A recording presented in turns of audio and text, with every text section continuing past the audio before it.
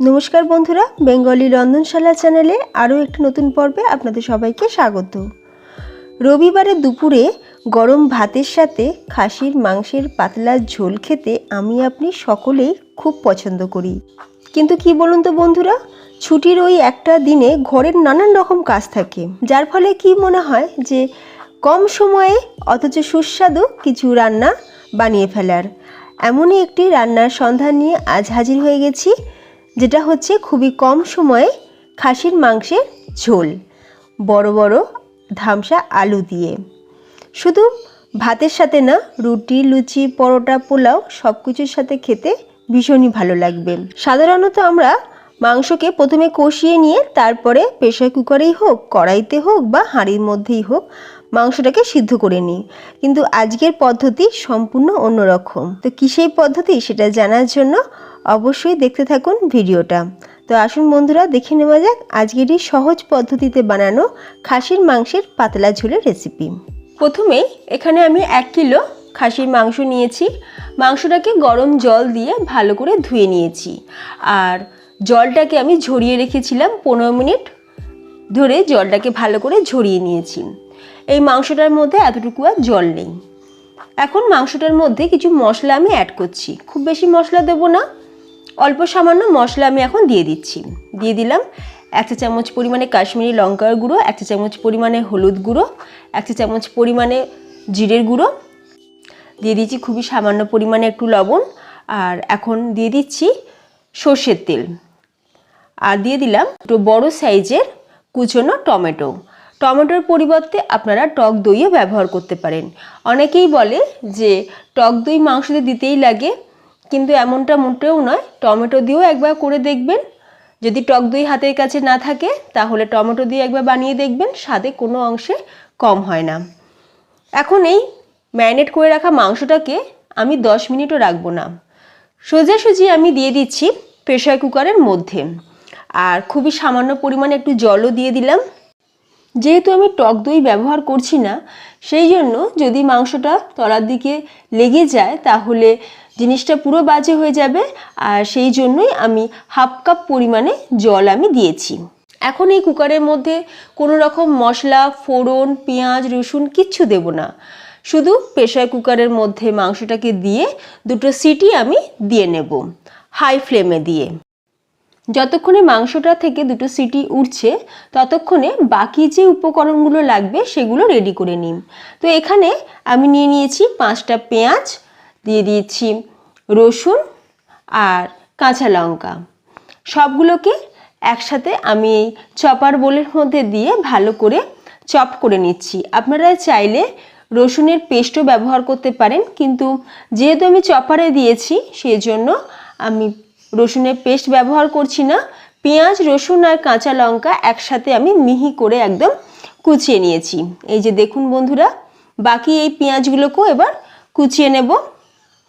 তো মাংসটাকে যদি আমরা এইভাবে প্রথমে কিছু মশলা দিয়ে সিদ্ধ করে নিয়ে তারপরে মাংসটাকে কষিয়ে যদি রান্না করা যায় তাহলে টেস্টেরও কিন্তু বিশাল একটা ফারাক থাকে। আপনারা একবার হলেও বানিয়ে দেখতে পারেন, আশা করব আপনাদেরও কিন্তু খুবই পছন্দ হবে। তো পেঁয়াজ, রসুন, কাঁচা লঙ্কা তো চপড হয়ে গেছে। এবার গ্যাসের ওপর বসিয়ে দিয়েছি কড়াই, আর দিয়ে দিয়েছি সর্ষের তেল পর্যাপ্ত পরিমাণে। আর আমি তেল ব্যবহার করব না, এই তেলেতেই পুরো রান্নাটা হবে। এখন বড় বড় করে কেটে রাখা আলুগুলোকে লবণ আর হলুদ দিয়ে ভেজে তুলে নিলাম। ওদিকে প্রেসার কুকারও 2টো সিটি হয়ে গেছে, গ্যাস অফ করে দিয়েছি। এবার কড়াইয়ে ওই তেলের মধ্যেই দিয়ে দিলাম 1 টেবিল চামচ পরিমাণে দেশি ঘি। ঘিটা মেল্ট হয়ে গেলে দিয়ে দেবো কিছু গোটা মশলা। তার মধ্যে দিয়ে দিয়েছি 1 চা চামচ পরিমাণে গোটা জিরে। যদি সাজিরে থাকে তাহলে সাজিরে ব্যবহার করবেন, আমার কাছে ছিল না তাই আমি গোটা জিরে দিয়েছি। আর দিয়ে দিয়েছি দারচিনি, এলাচ, লবঙ্গ, তেজপাতা আর একটা বড় এলাচ। যদি আপনাদের হাতের কাছে থাকে তাহলে অবশ্যই দেবেন, না থাকলে দেওয়ার কোনো দরকার নেই। এখন পেঁয়াজ, রসুন আর কাঁচা লঙ্কা যে কুচি করে রেখেছিলাম সেগুলো এখন দিয়ে দিলাম তেলের মধ্যে। তেলের মধ্যে দিয়ে খুব ভালো করে পেঁয়াজটাকে ভেজে নিতে হবে। আমরা যেরকম মাংস রান্না করি তাতে পেঁয়াজকে হালকা ভেজে তারপরে মাংস দিয়ে কষিয়ে নিয়ে রান্না করি, তাতে কোনো অসুবিধা হয় না। কিন্তু এই মাংস রান্নার ক্ষেত্রে পেঁয়াজটাকে একটু লাল লাল করে ভেজে নিলে তাহলে মাংসের কালারটাও খুব ভালো আসবে। তো পেঁয়াজ, রসুন, কাঁচা লঙ্কা খুব ভালো করে ভাজা হয়ে গেছে। এবার কিছু শুকনো মশলা আমি অ্যাড করছি। দিয়ে দিচ্ছি 1 চা চামচ পরিমাণে লবণ, দিয়ে দিচ্ছি 1 চা চামচ পরিমাণে জিরের গুঁড়ো, 1 চা চামচ পরিমাণে হলুদ গুঁড়ো, 1 চা চামচ পরিমাণে কাশ্মীরি লঙ্কার গুঁড়ো আর 1 চা চামচ পরিমাণে শাহি গরম মশলা। আর দিয়ে দিলাম আদা বাটা 1 টেবিল চামচ পরিমাণে। আর এদিকে দেখুন বন্ধুরা, কুকারের ঢাকনাটা আমি খুলে দিয়েছি। এই যে দেখুন, মাংসটা প্রায় 70% মতন কুক হয়ে গেছে, সেটা দেখতেই পাচ্ছেন। এই যে দেখুন বন্ধুরা, আর দেখুন বন্ধুরা যে টক দই ছাড়াও কিন্তু অনেকটাই মাংস থেকে জল ছেড়েছে। এখন মাংসগুলোকে তুলে নিয়ে কড়াইয়ের মধ্যে আমি দিয়ে নেব। প্রথমেই আমি এই মাংসের স্টকটা ব্যবহার করব না, প্রথমে মাংসগুলোকে কড়াইয়ের মধ্যে দিয়ে একটু ভালো করে কষিয়ে নেব।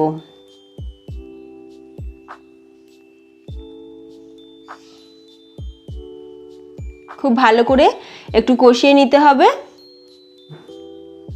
দারুণ টেস্ট হয় বন্ধুরা, অল্প সময়ের মধ্যে একবার এইভাবে খাসির মাংস বানিয়ে দেখতে পারেন। সময়ও বাঁচবে আর সুস্বাদুও তৈরি হবে।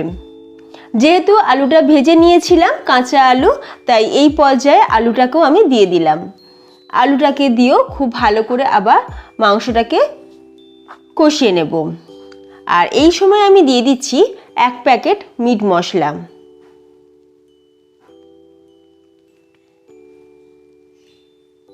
বন্ধুরা, মিট মশলা দিয়ে আবারও কিছুক্ষণ নাড়াচাড়া করে নেওয়ার পর এর মধ্যে আমি অ্যাড করব মাংসের স্টক। মাংস সিদ্ধর জল দিয়ে আবারও আমি মাংসটাকে ভালো করে কষিয়ে নেব। গ্যাসের ফ্লেমটাকে লো টু মিডিয়ামে রেখে মাংসটাকে ভালো করে কষিয়ে নিতে হবে। অল্প অল্প করে জল দিয়ে মাংসটাকে ভালো করে কষিয়ে নিতে হবে। এখন দিয়ে দিচ্ছি স্বাদ অনুযায়ী লবণ। লবণ দিয়েও আবারও আমি কিছুক্ষণ নাড়াচাড়া করে নেওয়ার পর পর্যাপ্ত পরিমাণে জল দিয়ে আমি চাপা দিয়ে দেব, যাতে মাংসর সাথে আলুটাও খুব ভালোভাবে সুসিদ্ধ হয়ে যায়। রান্নাটা আমাদের কিন্তু একদম শেষের দিকে।